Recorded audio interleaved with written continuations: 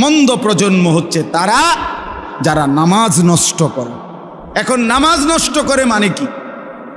বললাম যে নামাজ পড়ে না এটা না, নামাজ পড়ে কিন্তু কি করে? তিন শ্রেণী।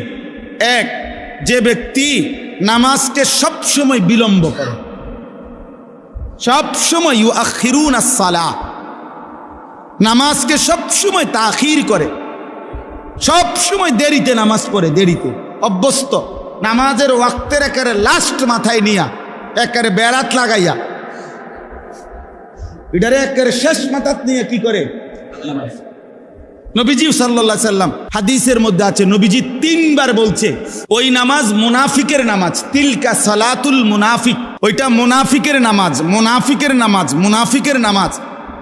আসরের নামাজের উদাহরণ দিতে গিয়ে বলছে নবী যে ইয়ারকুবু হাত্তা তাগরুবা শামস, অর্থাৎ সে অপেক্ষা করে, আসরের নামাজ পড়ে না পড়ে না পড়ে না, সূর্য ডুবার কাছাকাছি হয়ে যায়। আর সূর্য ডুবার সময় নবীজি বলছেন হাত্তা কানাত বাইনা কারনাই শয়তান, শয়তানের 2টা শিংয়ের মাঝখানে সূর্য চলে আসে ডুবার সময়। এই সময় দাঁড়িয়ে কামা ফানাক্কারা আরবাআন, দাঁড়িয়ে 4 রাকাত আসরের নামাজ যেন 4টা ঠোক্কর